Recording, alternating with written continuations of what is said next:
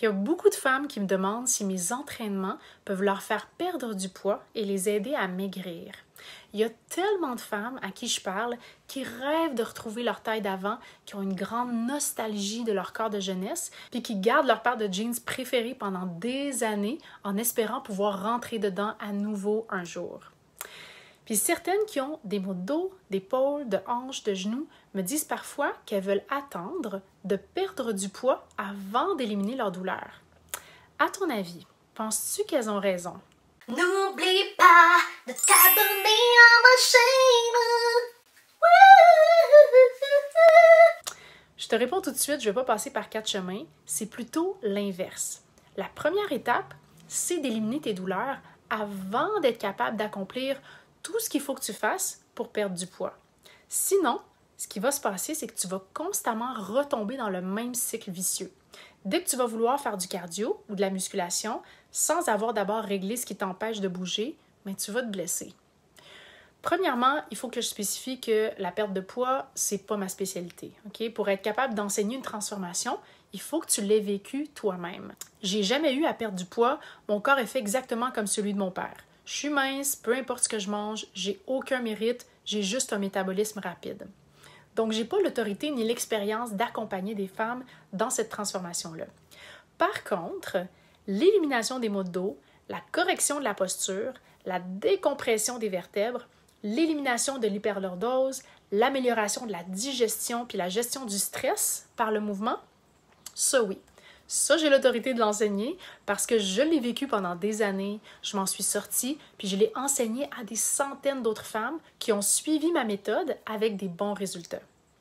Il existe un phénomène particulier là, que je remarque qui est apparu au sujet de la perte de poids dans les 5 dernières années environ. D'un côté, tu as l'image du corps des femmes qui est beaucoup plus réaliste qu'avant, beaucoup plus inclusif, diversifié. On voit des vrais corps de femmes de toutes les formes, de toutes les tailles possibles. On dénonce la grossophobie. Il y a plein d'influenceuses sur les réseaux sociaux qui célèbrent leur corps généreux en faisant du yoga, en étant sur la plage en bikini, etc. Et c'est magnifique. Enfin, il était temps que ça se passe. Puis, de l'autre côté, on culpabilise les femmes qui ont envie de perdre du poids. Non, mais qu'est-ce que c'est ça? OK, genre, vivre et laisser vivre, OK? T'as un surplus de poids puis tu veux célébrer tes courbes? Bravo, je te trouve super belle. T'es pas à l'aise avec ton corps puis tu veux maigrir? Go, ma grande, t'es capable, je crois en toi. Pourquoi est-ce qu'on essaie toujours de juger la démarche des autres? Chaque femme fait ce qu'elle veut puis elle fait ce qui est aligné avec elle. J'en entends aussi qui disent « Oui, mais être grosse, c'est pas bon pour la santé. » Mais c'est pas parce que t'as un surplus de poids que tu n'es pas en forme. J'ai déjà eu une cliente qui était dans la catégorie obèse, je dirais même obèse morbide, puis elle était beaucoup plus active que toutes mes autres clientes. Chaque jour, je la voyais au gym. Une journée, elle faisait de la natation, l'autre journée, du yoga chaud, ensuite, elle prenait un cours de pilates avec moi. Elle était super mobile, très forte et elle avait un très bon cardio. Elle était plus en forme que moi. Donc, sache que même si ton médecin te dit « tu as un surplus de poids », tu peux bouger. Au fait, peu importe ton poids, il faut que tu bouges pour ne pas développer des maladies et progressivement devenir de plus en plus figé avec l'incapacité de bouger puis d'être autonome. C'est ça l'objectif, être autonome. Tu ne veux pas marcher avec une canne, ni te retrouver dans une chaise roulante à 60 ans. Puis la meilleure façon de bouger pour celles qui ont plus que 40 ans, en général, on s'entend, c'est pas en faisant du gros cardio intense où est-ce que tu sues ta vie, ni en faisant du HIIT ou de la musculation sur des grosses machines ou bien du CrossFit. Ça, ce sont des exercices yang avec une énergie de performance plus masculine, une énergie qui est solaire, explosive, qu'on avait plus quand on avait 20 ans. Ce que j'ai remarqué que les femmes de plus de 40 ans ont besoin, ce sont des mouvements beaucoup plus en douceur, qui activent le système parasympathique avec une énergie yin, féminine, dite lunaire, qui calme le système nerveux. Parce que sinon, ce qui arrive, c'est que surtout pour les femmes qui vivent longtemps, pendant des années avec des douleurs et du stress, elles ne s'en rendent plus compte.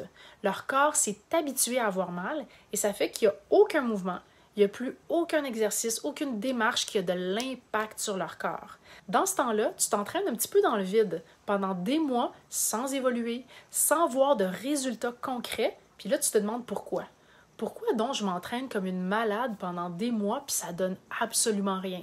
C'est parce que tu es stressé depuis trop longtemps, donc les mouvements n'ont pas d'impact sur ton corps. Une fois que tu rééquilibres ton système nerveux de la bonne façon, c'est là où tu ouvres une puissante porte pour que les exercices aient de l'impact sur ton corps et s'impriment dans chacune de tes cellules.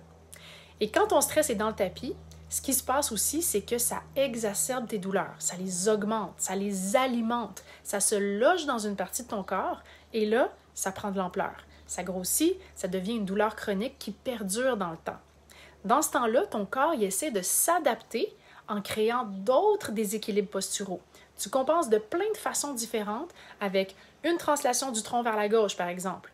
Ton genou rentre vers l'intérieur pour laisser de la place à ton bassin qui est compressé. Ça donne des tensions dans ton omoplate droite jusqu'à ton cou qui te fait souffrir. Puis là, ça crée un effet ping-pong dans tout ton corps. Et c'est à ce moment-là que tu as l'impression que ton corps est en train de te lâcher de partout, avec un nouveau bobo qui apparaît à chaque semaine. Puis là, tu as l'impression que c'est hors de contrôle puis que tu t'en sortiras jamais. Et c'est pour ça qu'il faut absolument régler tes douleurs avant même de penser à perdre du poids. Descendre tes douleurs à au moins 1 ou 2 sur 10 d'intensité avant de reprendre des exercices comme la course, le vélo, le kayak, le ski, la randonnée en montagne, etc. Parce qu'à ce moment-là, tes articulations vont être bien lubrifiées, les muscles qui entourent tes articulations vont être assez forts pour te protéger, puis tu vas avoir une bonne posture équilibrée avec un bon patron moteur. Ça veut dire des bons patterns de mouvement. Ça ne sert à rien d'avoir un ventre plat si tu as mal au dos, puis que tu ne peux pas profiter de la vie. Ouais. Avoir un ventre plat, ça ne veut pas dire que tes abdominaux sont forts et fonctionnels. Ça veut juste dire que tu n'as pas de gras sur ton ventre. Tu pourrais être très forte sans que ça soit visible. L'important, c'est la façon dont tu te sens dans ton corps, la liberté de mouvement qui te permet de faire tout ce qui t'illumine l'intérieur de joie. Et il faut que tu saches, c'est normal d'avoir peur du changement. L'être humain est programmé pour vouloir rester dans ce qui est connu parce qu'on se protège, on n'aime pas ça changer. On veut rester dans notre petite case. Même si rester dans le connu, ça veut potentiellement dire rester en douleur. Donc, c'est normal d'avoir de la résistance. Ça prend beaucoup de courage pour plonger dans n'importe quelle démarche de transformation, même si elle est bénéfique pour toi. La question qu'il faut que tu te poses, c'est est-ce que je suis assez tannée et fatiguée d'avoir mal pour passer à l'action puis aller chercher l'aide de la bonne personne, l'aide dont j'ai besoin pour ne plus avoir mal. Et quand ce problème-là va être réglé, bien après ça, tu vas pouvoir te lancer dans ta démarche de perte de poids si c'est ce que tu souhaites. Et pour celles qui sont dans ce processus-là et qui ne sont pas encore rendues avec le corps qu'elles souhaitent, rappelle-toi que c'est un pas à la fois. C'est la répétition et la constance qui comptent. Et si tu es capable, essaye de te rappeler que c'est correct de ne pas avoir l'air d'une top modèle de 14 ans qui n'a jamais accouché de sa vie, okay? Qui n'a aucun souci et qui n'a pas passé 3 ans de nuit blanche à allaiter sa progéniture. Rappelle-toi que les bourrelets, c'est correct. On est des femmes et on a besoin d'un minimum de gras pour être en bonne santé. Que les courbes, c'est beau. Rappelle-toi que ton corps est une œuvre d'art spectaculaire. Tout ce que fait ton corps est incroyable. Et tu n'as même pas besoin d'y penser pour que ça se passe. Ton cœur bat, il pompe le sang dans tes veines. Ta respiration se passe toute seule depuis toute ta vie. Ça apporte de l'oxygène à tes muscles et à ton cerveau. À chaque jour de ma vie, je sens que je devrais me dire « Wow, mon corps est tellement généreux et résilient.